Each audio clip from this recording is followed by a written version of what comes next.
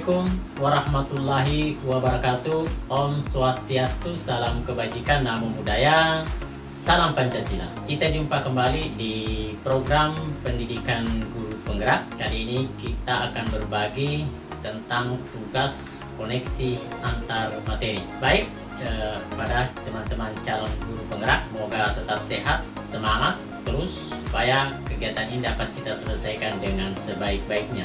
Baik, kita silakan simak videonya sampai selesai. Nah, untuk mengawali koneksi antar materi kali ini, kita mungkin harus mengingat kembali modul sebelumnya bahwa inti dari filsafat pendidikan menurut Ki Hajar Dewantara adalah perubahan. Di mana perubahan itu harus dinamis, di mana seiring dengan tuntutan zaman. Nah, pada saat proses perubahan, bagi kita sebagai seorang guru atau seorang pendidik, kita harus berpusatkan. Selain itu juga, anak harus diberi kebebasan dalam proses perubahan. Biarkan anak tumbuh menurut kodratnya. Jika anak mempunyai kemampuan seni suara atau seni-seni yang lain, kita tidak boleh memaksakan dia pintar olahraga, misalnya pencaksilat, karate, dan seterusnya. Anak yang mempunyai kemampuan di bidang IPA misalnya, jangan kita paksakan untuk mampu dalam bidang riset. Biarkanlah anak tumbuh sesuai kodrat. Itu adalah bagian daripada inti dari filsafat pendidikan menurut Ki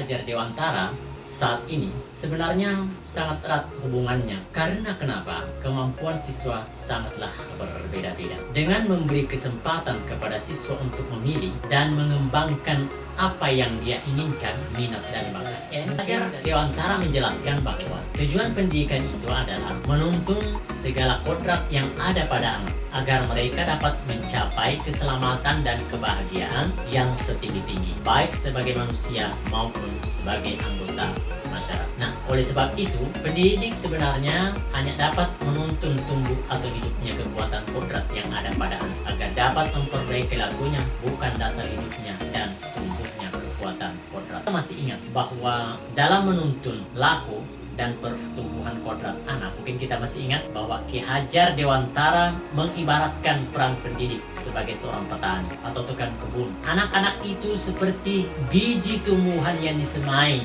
dan ditanam oleh Pak Tani atau Pak tukang kebun di lahan yang telah disediakan. Anak-anak itu bagaikan bulir-bulir jagung yang ditanam. Bila biji jagung ditempatkan di tanah yang subur dengan mendapatkan sinar matahari dan pengairan yang baik, maka meskipun biji jagung adalah bibit jagung yang kurang baik atau kurang berkualitas, dapat tumbuh dengan baik karena perhatian dan perawatan dari Pak Tani. Demikian sebaliknya, meskipun biji jagung itu disemai adalah bibit yang berkualitas, namun tumbuh di lahan yang gersang dan tidak mendapatkan pengairan dan cahaya matahari serta tangan dingin Pak Tani, maka biji jagung itu mungkin tumbuh namun tidak akan optimal. Namun, dalam proses menuntun, sebenarnya kita berusaha semaksimal mungkin anak diberi kebebasan.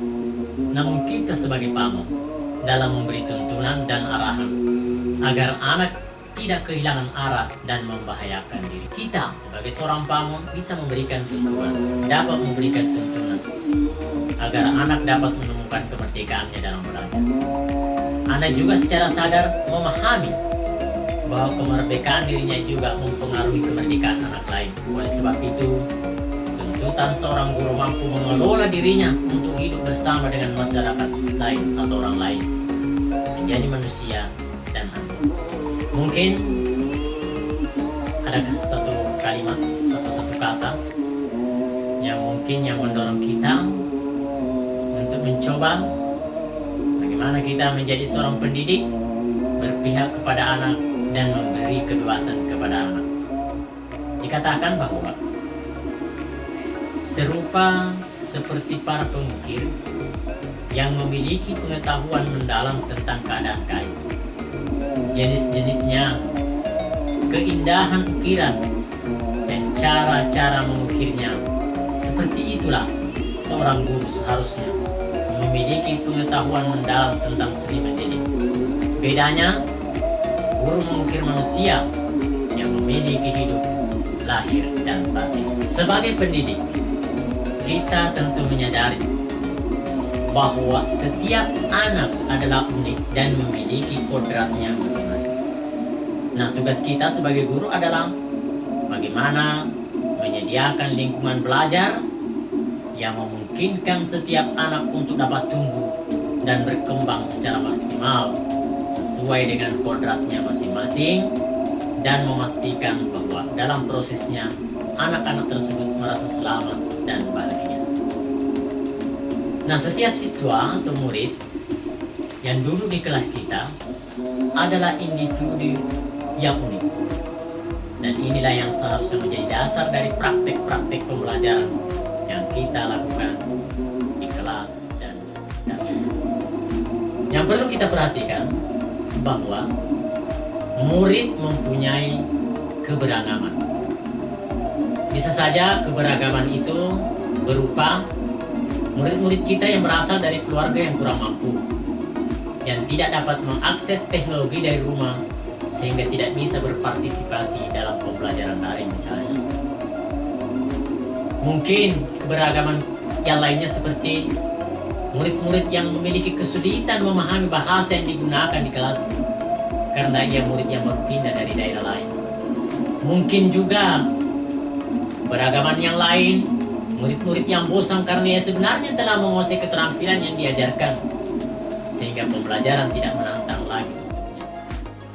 Atau bisa saja murid-murid saat ini sedang berjuang keras untuk mencoba memahami apa yang diajarkan, namun karena adanya kesenjangan yang terlalu jauh antara apa yang mampu lakukan dengan apa yang sedang ia pelajari, akhirnya ia tidak bisa membuat koneksi. Mungkin juga murid kita yang hasil kerjanya tampak baik, namun di sisi lain memiliki masalah sosial emosional. Mungkin juga murid kita yang memiliki minat yang besar terhadap bidang tertentu. Murid-murid kita yang memiliki kesulitan dalam belajar dan sebagainya. Itulah keberagaman murid yang bisa kita jumpai di sekolah. Kalau kita lihat layanan kebutuhan murid, betapa luas keberagaman murid-murid kita, maka kita sebagai pengajar, guru, kita perlu berpikir bagaimana caranya kita dapat menyediakan layanan pendidikan yang memungkinkan semua murid mempunyai kesempatan dan pilihan untuk mengakses apa yang kita ajarkan secara efektif sesuai dengan kebutuhan mereka. Kita sebagai seorang pendidik dengan meyakini bahwa tugas kita adalah melayani murid-murid dengan segala keberagaman tersebut serta menyediakan lingkungan dan pengalaman belajar terbaik bagi mereka. Maka kita harus meyakini bahwa semua murid kita bisa berhasil dan sukses dalam pembelajaran. Nah, untuk dapat mewujudkan profil kualifikasi lulusan seperti yang dijabarkan dalam standar kompetensi lulusan tersebut, maka diperlukan suatu upaya untuk mengembangkan potensi peserta didik semaksimal mungkin. Nah, disinilah kita mungkin pembelajaran berdiferensiasi akan memungkinkan guru memaksimalkan potensi peserta didik dengan meminimalisir kesenjangan belajar learning gap melalui proses identifikasi kebutuhan belajar murid yang tepat.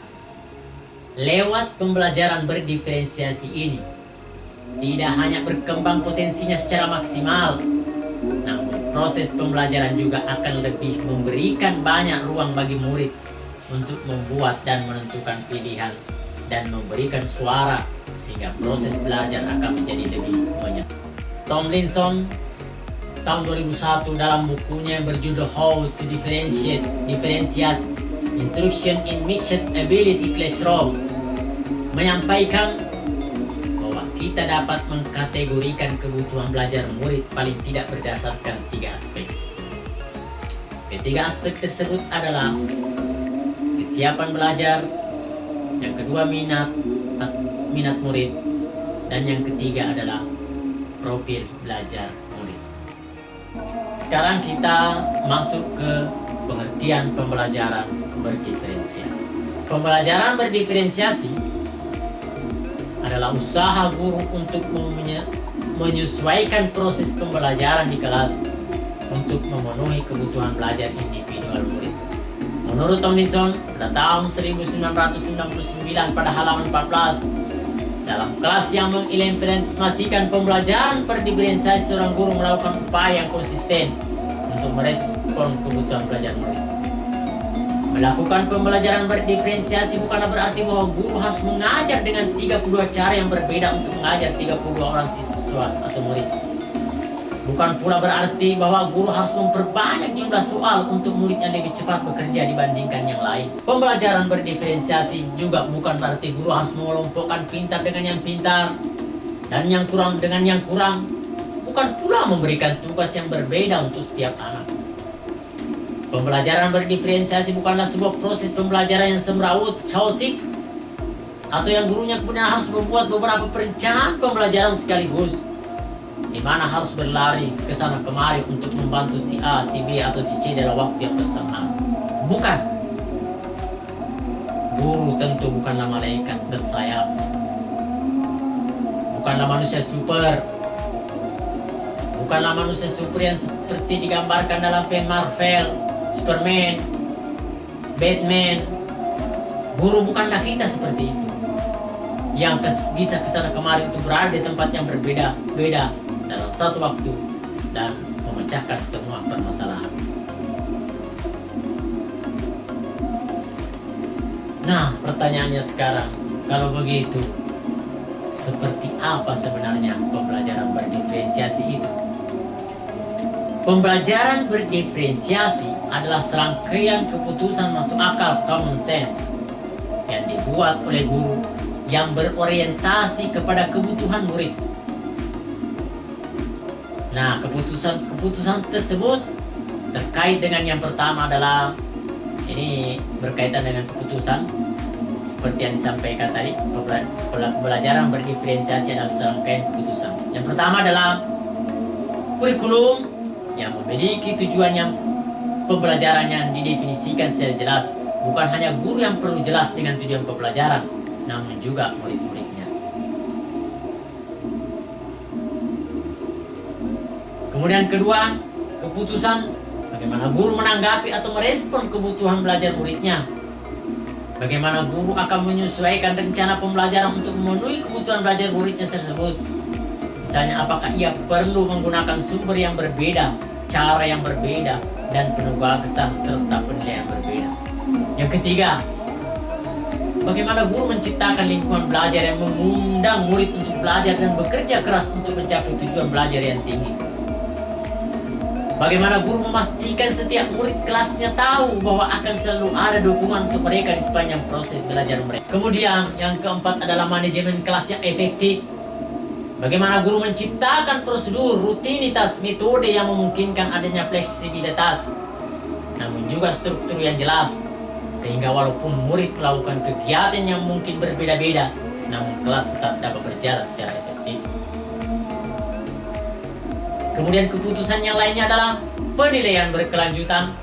Bagaimana guru menggunakan informasi yang didapatkan dari proses penilaian formatif yang telah dilakukan untuk dapat menentukan murid mana yang masih ketinggalan, atau sebaliknya murid mana yang sudah lebih dulu mencapai tujuan belajar yang ditetapkan, dan kemudian menyesuaikan rencana dan proses pembelajaran. Dalam pembelajaran berdiferensiasi ada 3 strategi yang bisa kita temui.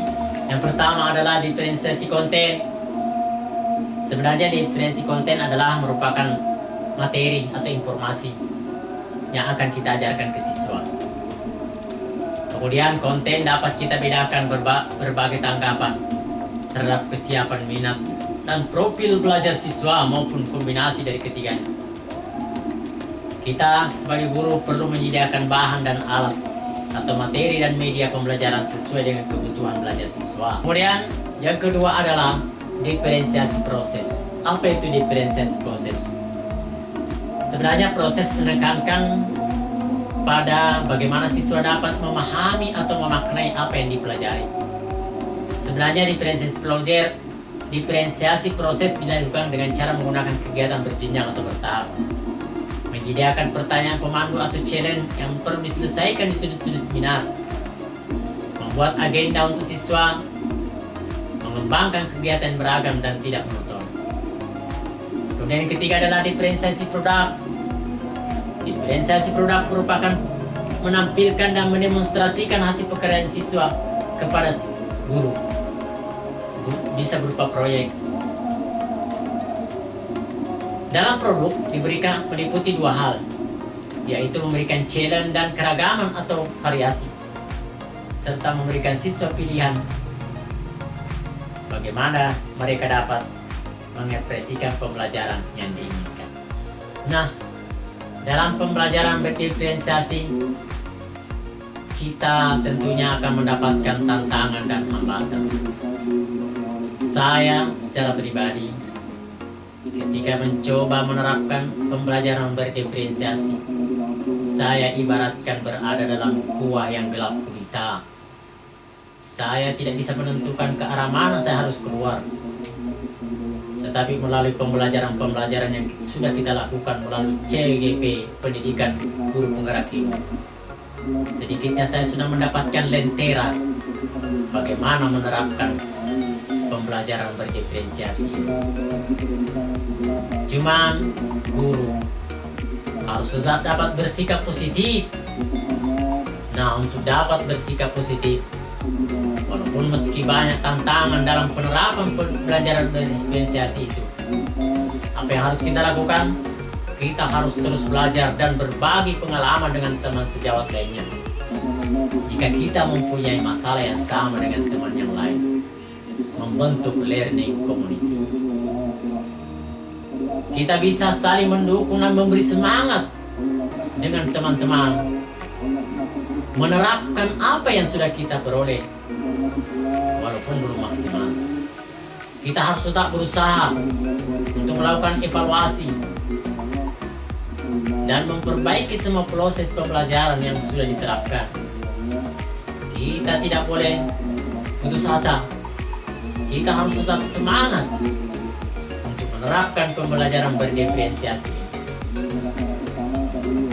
Setelah kita menyimak beberapa materi, maka kita bisa dapat menyimpulkan bahwa pembelajaran berdiferensiasi merupakan salah satu pembelajaran yang memenuhi kebutuhan belajar siswa.